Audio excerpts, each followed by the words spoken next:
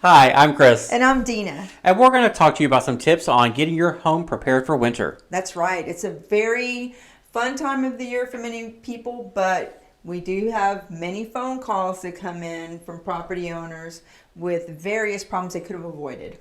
So stay tuned. Be strong.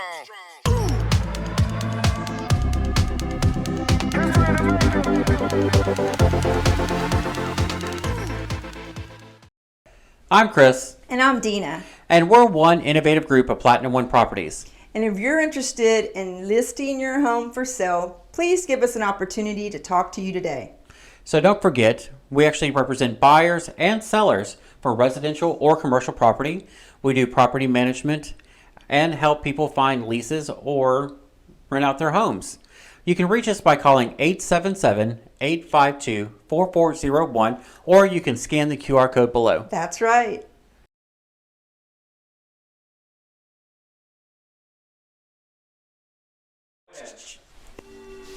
Hi, I'm Chris. And I'm Dina. And once again, we're here to talk to you about winterizing your home.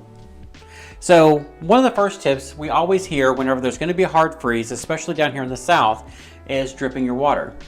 That's right. And so I was confused many years ago, and I was like, how much water do I drip? And, is it every single sink in the house and so forth? So I just called up my plumber friend. He says, no, ma'am, just a slight drip in one sink, and that should be good enough.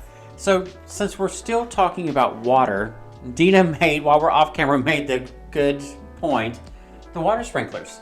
Yes, people forget about the water sprinklers. So, don't forget, because you do have the backup valve, I personally always go out into the yard, find the main line coming in, turn that off, and then I go drain the backup valve. Okay. So that way, because I know whenever we had the big freeze here in Texas, that a lot of people's actually blew off. They did. Yeah. And then that thing was like a couple $100 to replace.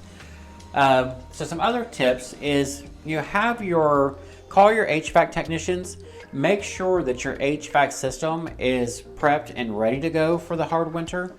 Down here in the south, we have had some cool days, but I think it is good to have your furnace checked annually. It is, and it's just the safer thing to do. And along lines of the furnace, you should always make sure that the batteries are updated on your carbon monoxide detector in the home. It's very important. And if you have a newer home, a lot of those are incorporated That's into your right. smoke detectors. So you're kind of killing two birds with one stone. Yeah, and then another thing that people don't think about, and it is a pain a lot of times when you have a lot of trees, but if there's trees near the home, you want to make sure that those are trimmed in late spring, just in preparation or early fall, because when winter months come and those trees get frozen over and weight from the frozen water gets on them, they can fall and injure someone or just fall in the house and damage it. So another thing is, if you have a pool, now is the time as well to make sure you're getting that pool winterized. So what do we have to do to winterize a pool? So there's so many tips for that. We're actually going to post a link on the screen so that way you can click and go find those great tips. Thanks for that, because I like to refer back to that. Another thing that I was thinking about is I've fallen quite a number of times because they call me clumsy, but I'm running, and when it freezes over, if you have steps coming in or out of the house, you just want to maybe get rock salt ahead of time and prepare, be safe. Sometimes we just don't realize how that can happen so quickly. No one wants a trip to the urgent care. No. I think that I'm missing a tip. So we've talked about dripping the sinks. Mm-hmm. We've talked about having the HVACs checked out. We've talked about you check your insulation. Ah, yes. So make sure that the outside spigots of your house are actually covered. You don't have to have those styrofoam ones. A lot of people will actually just go out and wrap them, especially if we're going to have a freeze, especially here in the south, that everybody runs out and gets them.